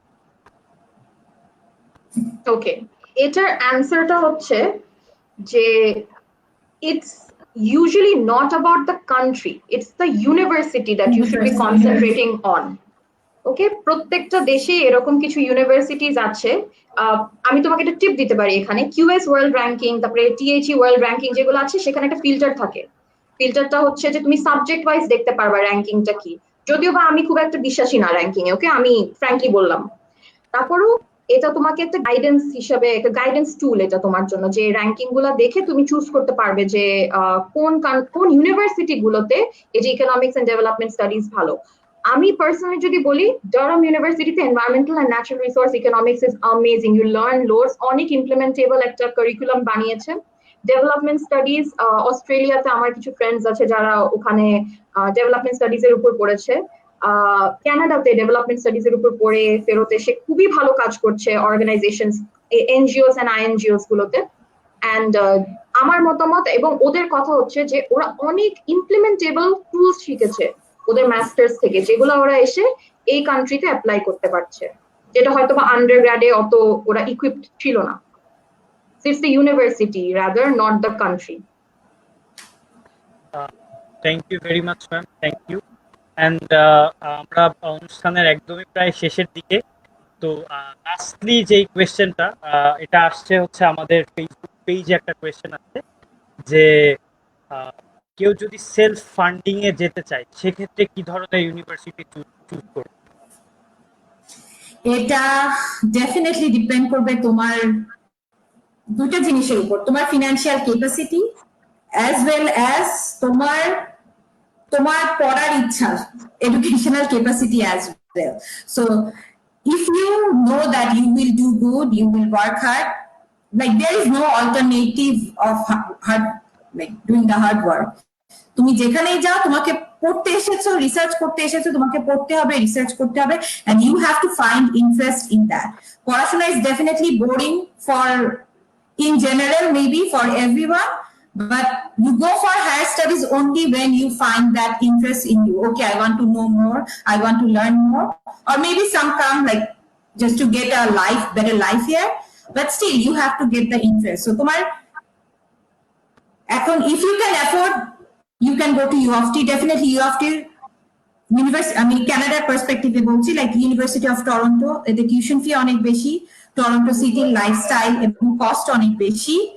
So তুমি যদি অ্যাফোর্ড করতে পারো, এবং ওদের মানে ইউনিভার্সিটিটাও খুব ভালো, সো তুমি যদি ফিনান্সিয়ালি অ্যাফোর্ড করতে পারো এবং তুমি যদি পড়াশোনায় খুব ভালো হও, why would you not go for the best one? That's my answer is. And like in USA you can go, like তুমি basic science এ পড়তে চাও, you can go to Harvard if you can afford, and if you can get a chance to the Harvard, if you have that resume, that SOP, that everything that Harvard wants. Even আমি আমার friend একজন MIT থেকে recently masters করেছে, তার ক্ষেত্রেও দেখেছি যে she had like a real gap in between the bachelor's and the master's, like about 9 or 10 years. But he has a very good career for that 10 years. Sorry, she had a very good career for that 10 years. এবং অনেক সময় থাকে যে তুমি তোমার resume এত ভালো, তোমার সবকিছু এত ভালো যে জিআরই স্কোরও যদি ওদেরকে ম্যাচ না করে, they will take you. So they make exceptional rules for you only. So এটা entirely depend করে তোমার financial capacity as well as how good your SOP, CV, resume, everything is. Thank you ma'am. And আজকের প্রোগ্রামের মতো last question, আজকে প্রোগ্রামের last question, অনেক time already আমাদের প্রোগ্রাম টাইমের পার হয়ে গেছে। সো কোয়েশ্চেনটা হচ্ছে তাহমিদ চৌধুরী করেছে। Hello everyone, this conference is actually really helpful. I wanted to know when would be the best time to start applying for higher studies, and regarding scholarship, how much does local research and work experience matter? Ashfaq sir. যেটা বললাম যে নিজেকে build up করার যেটা, সেটা তো third year থেকে শুরু করবার। অ্যাপ্লাইং করা যেটা, সেটা হচ্ছে যে মোটামুটি সব ইউনিভার্সিটি একটা ডেট থাকে যে ডেটের পরে তোমার অফিসিয়াল ট্রান্সক্রিপ্ট অ্যাভেলেবেল হয়, তুমি চাইলে তখন থেকে শুরু করে দিতে পারো। আর স্কলারশিপের ব্যাপার যেটা বলবো, হ্যাঁ, দেশে থাকতে রিসার্চ ওয়ার্ক এক্সপেরিয়েন্স অবশ্যই ম্যাটার করে, সেটা তুমি তোমার রেজুমিতে তুলে ধরতে পারো। এবং যেটা হচ্ছে যে তুমি যদি রিলেটেড কাজ করে থাকো, তাহলে সেটা যখন তুমি তোমার পোটেনশিয়াল অ্যাডভাইজারের সাথে স্কাইপ ইন্টারভিউ করবে, তোমার কাজ যদি কাজ করে থাকো, কথা বলতে তোমার সুবিধা হবে, সহজ হিসাব। Thank you very much, sir. Thank you. Aptahi, I would like to add something here. Tami, thank you for that question. He is again another student of mine, ENB department. এই যে কথাটা না যে রিসার্চ এক্সপিরিয়েন্স আছে আমার, এগুলা কি help করবে নাকি স্কলারশিপে, এটা না অনেকে ভুলে যায় যে খালি করলে হবে না, তোমাকে ওকে বুঝাইতে হবে যে তুমি করেছো। স্কলারশিপ কমিটি তোমার ফ্রেন্ড না, সে কিন্তু জানে না যে তুমি এইসব জিনিস করেছো। তো তোমার সিভি, রেজুমে, তোমার পার্সোনাল স্টেটমেন্ট, তোমার এসওপি, তুমি যাই লিখো না কেন, এভাবে আর্টিকুলেট করতে হবে তোমার এক্সপিরিয়েন্সটা, যাতে ওরা বুঝে যে তুমি কি ইম্প্যাক্টফুল কাজ করেছো। বিকজ আমি তামিদকে খুব পার্সোনালি ভালো করে চিনি, তুমি যে কাজ করছো সেগুলো চালিয়ে যাও, কিন্তু এগুলো তুমি যাতে লিখতে পারো প্রপারলি, এই জিনিসটা খুব খেয়াল করবে। Because you deserve a scholarship kid, okay, you are doing very well in life. Thank you. Thank you everyone, আপনারা আপনাদের সময় আমাদেরকে দিলেন। আপনারা অনেক বিজি, সবাই বিজি, অনেক ব্যস্ত, তার মাঝে আমাদেরকে সময় দিলেন। Thank you very much.